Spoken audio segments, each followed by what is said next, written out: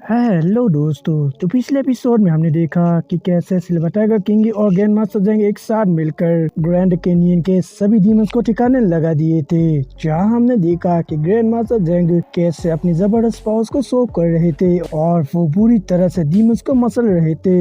इसके बाद हमने देखा कि ग्रैंड मास्टर जेंग और बाकी सभी ह्यूमन रेस के लोग डीमंस को हराकर वापस अकादमी आ गए थे सिल्वर टाइगर किंग को लेकर। अब आगे तो नेक्स्ट एपिसोड की शुरुआत में हम जी वेंटांग को देखते हैं जो कि वांग फेंग के पास ही आ रहा होता है। वो आप जैसे ही उसके पास पहुंचता है तो वो उससे कहता है कि वांग फेंग तुम यहाँ मौजूद हो, मैं तुम्हें कब से ढूंढ रहा था लंच करने के लिए, चलो हम लोग लंच करते हैं। लेकिन इधर वांग फेंग उसकी बातों पर ध्यान नहीं दे रहा होता है, बल्कि वो तो एक बुक पढ़ रहा होता है। वो आप उस बुक को पढ़ते ही काफी ज्यादा हैरान हो जाता है, जिसे देखकर लुओ सुइमी थोड़ा सा परेशान होते हुए उससे पूछती है वांग फेंग क्या तुम ठीक हो। इधर आप लुओ सुइमी की बात सुनकर जी वेंटांग भी उसके पास आने लगता है और पूछता है कि वांग फेंग क्या तुम्हें कुछ इम्पोर्टेंट मिला है। इस पर वांग फेंग उससे कहने लगता है हाँ बिल्कुल मुझे कुछ इम्पोर्टेंट मिला है, लेकिन अगर तुम ये जानना चाहते हो तो फिर तुम ये अपने माइंड में बैठा लो कि तुम इसके बारे में किसी को भी कभी भी नहीं बताओगे, और साथ ही में अगर किसी ने तुम्हें मार भी दिया हो तो तब भी तुम इसके बारे में कभी भी नहीं बताओगे।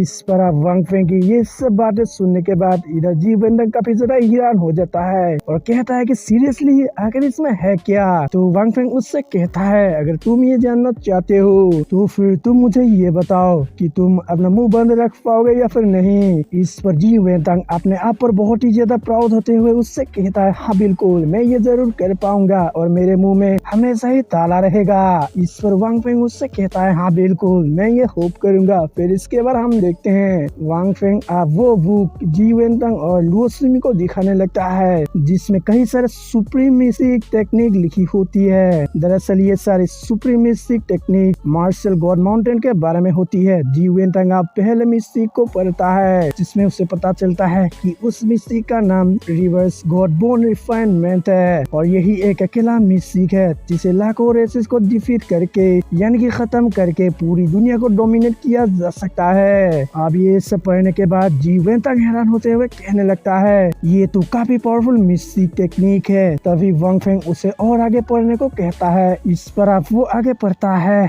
जिसमें उसे पता चलता है कि अगर कोई कल्टीवेटर इस मिस्टिक टेक्निक को कल्टीवेट करेगा तो फिर वो बिना गोल्डन मार्शल गॉड बने ही गोल्डन बोन्स पा जाएगा। अब इस लाइन को पढ़ते ही जी वेंटांग और भी ज्यादा हैरान हो जाता है। वो इतना ज्यादा हैरान होता है कि उसके मुंह से चीख निकल जाती है, जिसे देखकर वांग फेंग तुरंत ही उसका मुंह बंद कर देता है और वही लुओ सुइमी भी ये सुनकर बहुत ही ज्यादा हैरान होती है। तभी जी वेंटांग उसका हाथ हटा देता है और वो ये जानकर बहुत ही ज्यादा खुश होता है और वो उस मिस्टिक टेक्निक के बारे में जानकर बहुत ही ज्यादा खुश होता है। इतना ज्यादा खुश होता है कि वो जोर जोर से चिल्लाने लगता है और लुओ सुइमी भी काफी ज्यादा खुश होती है और वांग फेंग को हिलाने लगती है। तभी वांग फेंग उन दोनों को इतना खुश देखकर कहने लगता है हम लोगों को इतने जल्दी इतना खुश नहीं होना चाहिए, क्योंकि हमें सबसे पहले चेक करना होगा कि आखिर ये मिस्टिक टेक्निक कल्टीवेट किया जा सकता है या फिर नहीं। इस पर आप जी वेंटांग कहने लगता है हाँ बिल्कुल हो सकता है कि ये मिस्टिक टेक्निक फेक हो, क्योंकि आखिर ऐसी मैजिकल टेक्निक्स कैसे हो सकती है। और इसी के साथ ऐसा लगता है कि मार्शल गॉड्स स्किल्स इस मिस्टिक टेक्निक के तुलना में कुछ भी नहीं है।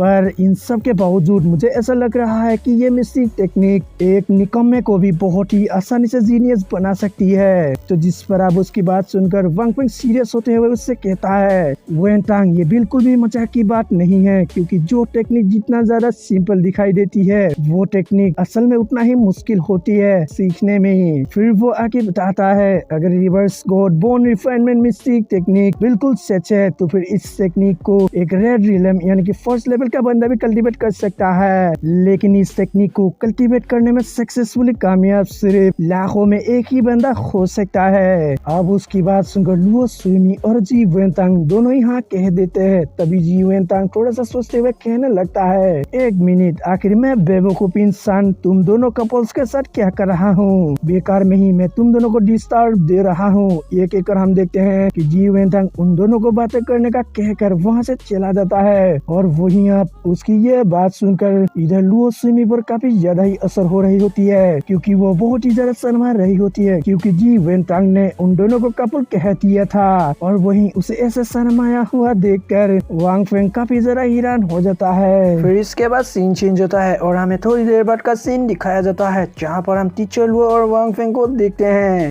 और वहाँ पर वांग फेंग ने टीचर लुओ को उस मिस्टिक टेक्निक के बारे में बता दिया होता है। अब उस मिस्टिक टेक्निक के बारे में जानने के बाद टीचर लुओ उससे कहने लगती है, वांग फेंग तुमने इस मिस्टिक टेक्निक के बारे में पता लगाकर ह्यूमंस रेस के लिए एक काफी महान काम किया है, और इसी के साथ साथ इस टेक्निक की वजह से ह्यूमंस रेस इस पूरी दुनिया को डोमिनेट कर पाएंगे, यानी कि इस दुनिया में राज करेंगे। तो उसकी बात पर अब वांग फेंग उससे कहने लगता है, टीचर लुओ हमें इस टेक्निक के बारे में कुछ दिनों तक विचार करने की जरूरत है। तो जिस पर टीचर लुओ भी हाँ कह देती है। फिर वांग फेंग आगे बताता है, टीचर लुओ मेरा ये सुझाव है कि आप ही इस मिस्टिक टेक्निक को सबसे पहले कल्टीवेट करने की कोशिश करें, और इसी के साथ साथ अगर ये मिस्टिक टेक्निक सच है तो फिर अगर ये टेक्निक एक बार एक्सपोज हो गई तो फिर हमारे फ़्वांगजिन एकेडमी को पूरी तरह से बर्बाद कर दिया जाएगा और सभी लोगों को खत्म करके जमीन पर दफन कर दिया जाएगा।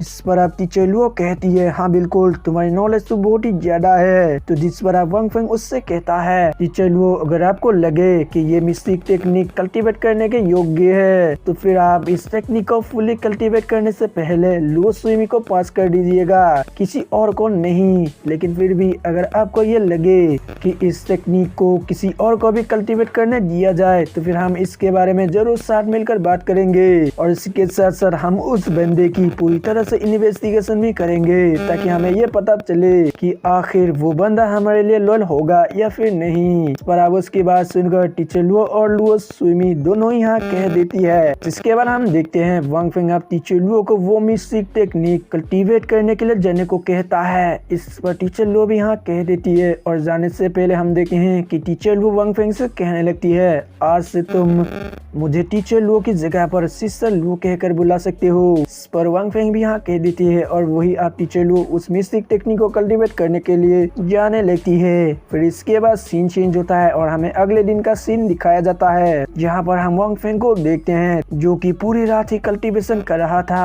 अब उसके कल्टीवेशन करके होने के बाद वो कहने लगता है, अगर मैंने इसी स्पीड से कल्टीवेट करता रहा तो फिर मुझे गोल्डन गॉड बोन्स हासिल होने में ज्यादा समय नहीं लगेगा, और अगर एक बार मैंने गोल्डन गॉड बोन्स हासिल कर लिया तो फिर मेरा कल्टीवेशन करने का स्पीड बहुत ही ज्यादा इंक्रीज हो जाएगा, और उसकी वजह से मैं बहुत ही जल्दी पर्पल किंग सीरियल के पीक स्टेज को भी अचीव कर पाऊंगा, और इसके साथ साथ मैं जो गोल्डन मार्शल गॉड बन जाऊंगा तो तब मैं एम्पेरर जुआन की 9 हेवनली टेक्निक्स को भी बहुत ही इजीली सच साबित कर पाऊंगा। तभी हम देखते हैं बाहर से लुओ सुइमी आ जाती है, क्योंकि उसे बाहर बुलाने लगती है। इस पर वांग फेंग भी बाहर आ जाता है, और वो जो बाहर आता है तो तभी फौरन से ही लुओ सुइमी उसका हाथ पकड़ लेती है और उसे कहीं पे ले जाने लगती है, और उसके साथ एपिसोड खत्म हो जाता है।